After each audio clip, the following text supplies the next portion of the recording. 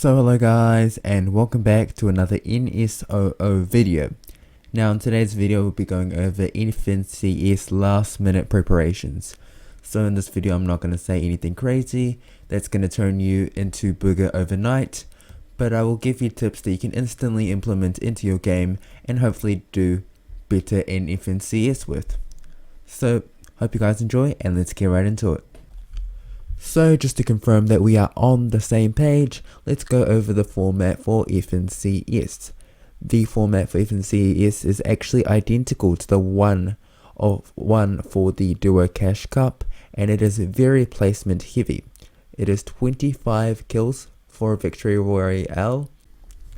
With a majority of your points coming from placement points, it is important to be able to survive for as long as possible. Now, obviously, I'm not going to say just develop some in-game skills overnight, like I said before, but one thing you can do is create a drop map. Now, I'm pretty sure 99.99% of you have a drop map, but if you guys don't have a drop map or don't know what it is, a drop map basically is a plan for your early game.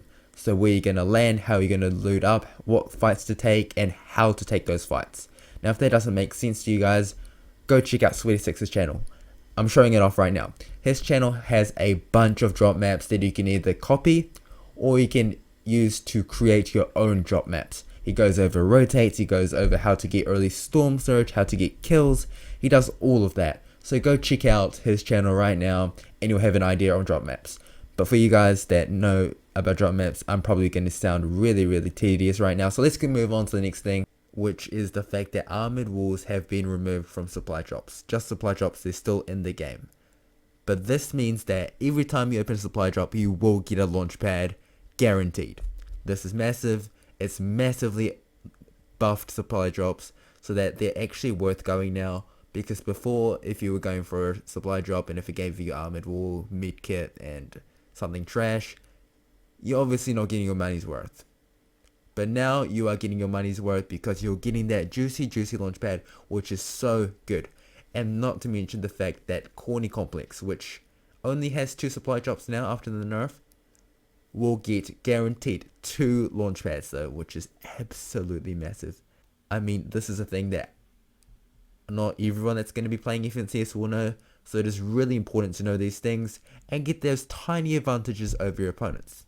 But speaking of armored walls, which I see underutilized, obviously they are a new item and a lot of people don't know how to use them. So I'll go over some situations where you should use the armored walls. The first one, very obvious, when you're getting sprayed or lobby focused. You guys know that. Let's move on to the next one. The next one is if you're in wood and you're in zone and you need to box up. If you're boxing up in wood, you're just getting sprayed by SMGs and it is not a fun experience. So always, if you have a armored wall, armor your walls up, please. That is a please, okay?